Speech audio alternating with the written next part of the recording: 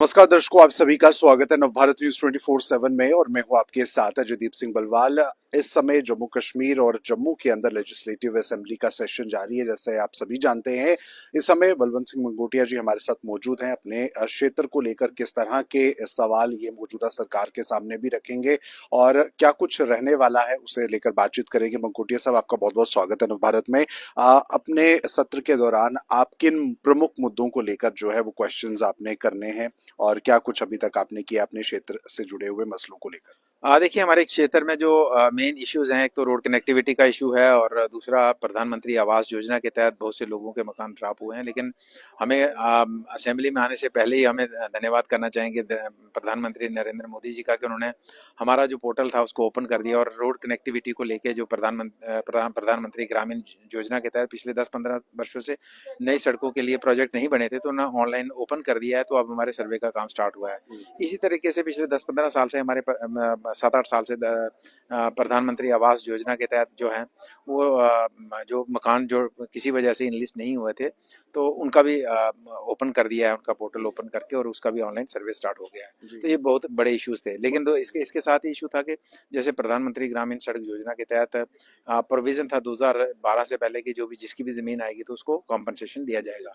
तो हमारा एरिया लगभग वो कॉम्पनसेशन से महरूम है। लगभग मैंने उसका एस्टिमेट बनाया कि कोई 100 करोड़ के करीब जो है किसानों का जो मुआवजा बनता था वो बाकी पूरे जम्मू कश्मीर में मिला, लेकिन मेरा वो एरिया ड्रॉप हो गया और किसी वजह से उनको कंपनसेशन नहीं मिल पाया। उसके लिए हमने सवाल लगाए हैं। हमारा पत्नीटाप है, पत्नीटाप डेवलपमेंट अथॉरिटी है और उसके लिए उसकी वजह से लोगों को काफ़ी दिक्कतें और परेशानियाँ आ रही हैं। तो वो उसको किस तरीके से लोगों की दिक्कतें परेशानियाँ दूर हों और पत्नीटाप को किस तरीके से डेवलप किया जाए, तो उसके ऊपर हमारे सवाल हैं। इसी तरीके से हमारे अनएम्प्लॉयमेंट को कैसे दूर करें, जो पोस्ट वेकेंट हैं उनके ऊपर है। स्कूल के अंदर स्टाफ की बहुत दिक्कत है। टीचर्स को कॉन्ट्रेक्चुअल बेस के ऊपर कम से कम लगा के हम अनएम्प्लॉयड युवाओं को हम रोजगार दे सकें और स्कूल में हम टीचर दे सकें।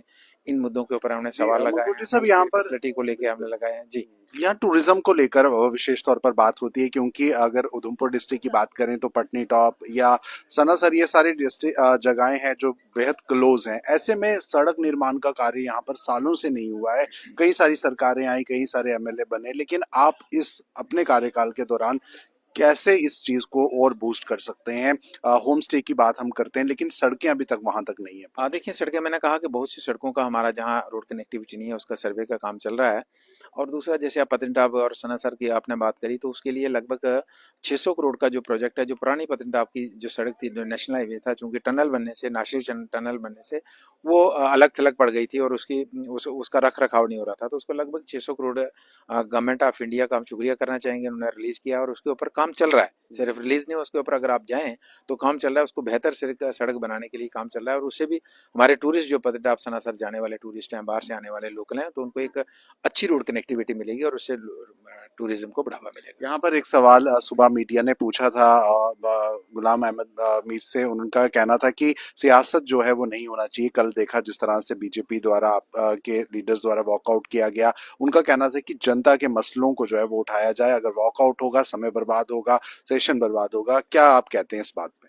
देखिए, बीजेपी बिल्कुल पूरे तरीके से, चूंकि हम सबसे बड़ी अपोजिशन पॉलिटिकल पार्टी हैं इस टाइम जम्मू कश्मीर के अंदर, और अगर हम अपने लेवल पे आ जाएं तो डिस्टर्ब तो 24 घंटे कार्रवाई हो सकती है। लेकिन आप देख रहे हैं किस तरीके से पूरा अमन तरीके से हाउस की कार्रवाई चलने में हम सहयोग कर रहे हैं। लेकिन अब अगर आप बात करें कि महाराजा के ऊपर टिप्पणी करेंगे और आप महाराजा की स्टेट चाहते हो, महाराजा के कानून चाहते हो, महाराजा के खिलाफ अगर विद्रोह होता है और वो विद्रोह जिसमें पर्टिकुलर एक विशेष जाति के लोगों को मार दिया जाता है, उनके घरों को जलाया जाता है, उनके मकानों को फूका जाता है, उनको मार दिया जाता है, और वो उन लोगों के खिलाफ जब महाराजा की सरकार कार्रवाई करती है तो आप कहते हैं वो शहीद हैं। तो वो जमाना चला गया कि आप 70 साल लोगों मिसलीड करते रहे, हिस्ट्री गलत पढ़ाते रहे, और आज वो जमाना चला गया। आपके प्रतिद्वंदी कह रहे हैं कि उसी महाराजा की स्टेट को खुद बीजेपी ने जो है वो यूटी बना दिया। उसकी जो सीमाएं हैं उसको कहीं ना कहीं यूटी में तब्दील कर दिया।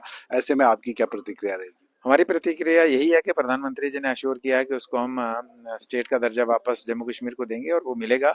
और वो हमारे जो अपोजिशन वाले हैं वो निश्चिंत रहे, उनको घबराने की जरूरत नहीं है। धन्यवाद हमसे बात करने के लिए। तो ये थे बलवंत सिंह मंगोटिया जी। आप बने रहे नवभारत न्यूज 24/7 के साथ।